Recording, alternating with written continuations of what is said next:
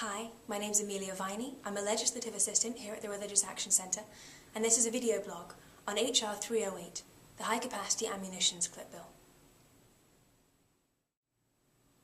Gabrielle Giffords is likely not a name you had heard before January 8th, 2011, but now America, indeed the world, is intimately acquainted with her and with her story of recovery.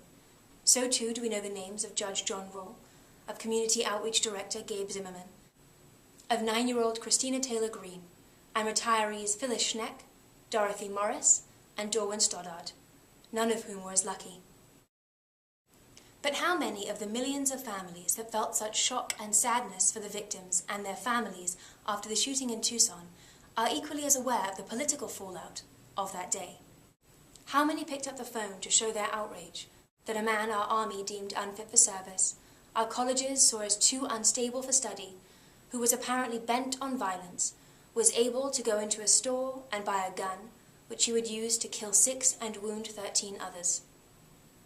Yesterday, I went to Capitol Hill to lobby Congress on House Resolution 308, a piece of legislation that would ban high-capacity ammunition clips from our streets.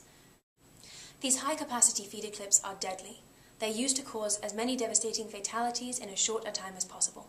The standard magazine clip comes in 10 rounds, that's 10 bullets, but since the expiration of the 1994 assault weapons ban, they have become available for purchase in sizes of 30, 60, 100 plus.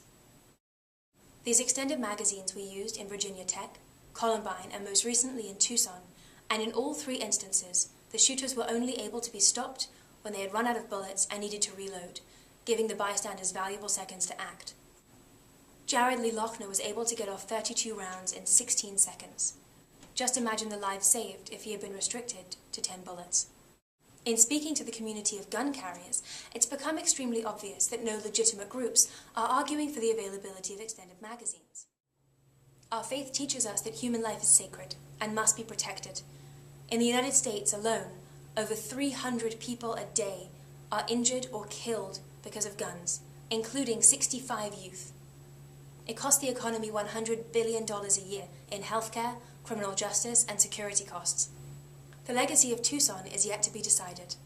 Here at the Religious Action Centre, we're working to make our streets safer, and we'd love you to join us.